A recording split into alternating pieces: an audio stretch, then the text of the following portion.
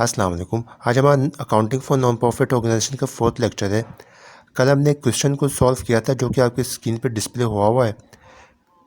इसमें देखिए क्वेश्चन में डाटा फॉर एडजस्टमेंट्स दिया हुआ है। इसी डाटा फॉर एडजस्टमेंट्स को देखते हुए क्वेश्चन को सॉल्व किया जाता है। देखिए पहले पॉइंट में लिखा हुआ है rent and rate due 1200 rupees और ऊपर पेमेंट्स में रेंट एंड रेट जो है वो 3360 रुपीज़ है। इन दोनों अमाउंट्स को हमने प्लस करके अपने क्वेश्चन में लिया था, आंसर में लिया था इनकम एक्सपेंडिचर के अकाउंट में। अगर क्वेश्चन में इस तरह से लिखा हुआ आ जाए rent and rate was prepaid rupees 1200 rupees, prepaid के माने होते एडवांस में अदा कर दिया है, तो ऊपर जो रेंट रेट्स की अमाउंट है 3360 रुपीज़, इसको हम लेस करेंगे 1200 रुपीज़ से। जब हम लेस करके अमाउंट लेंगे तो 2160 की अमाउंट आ जाएगी। एक ये क्रॉस पॉइंट हो गया।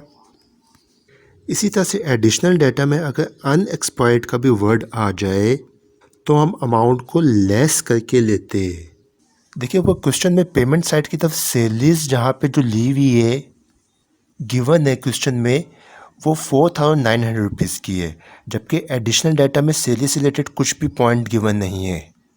अगर एडिशनल डाटा में कुछ इस तरह से लिखा हुआ आ जाता outstanding salaries expense rupees 1000 rupees, amount कुछ भी हो सकती थी, कुछ भी होगी। मैंने अभी एग्जाम्पल 1000 रुपीज़ बताई है आपको। यहाँ पे सेल्स पेबल का वर्ड आ जाए या अनपेड का वर्ड आ जाए, तीनों के मायने एक ही होते हैं। इस तरह की कंडीशन में आप अमाउंट को प्लस करके अपने आंसर में लेंगे।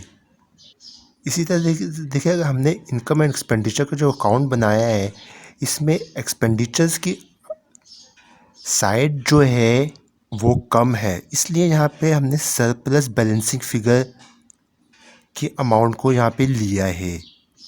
यही अगर हमारी एक्सपेंडिचर्स की साइड जो है ज़्यादा होती और इनकम की जो साइड जो होती है वो कम होती, तो हम इनकम साइड की तरफ यहाँ पे डेफिसिट बैलेंसिंग फिगर करके अमाउंट को लेते।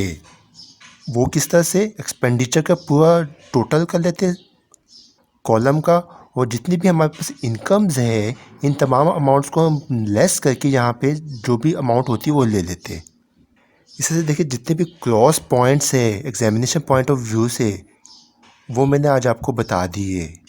इस वीडियो को अपने तमाम दोस्तों को शेयर करें ताकि ज़्यादा से ज़्यादा लोगों को फ़ायदा हो।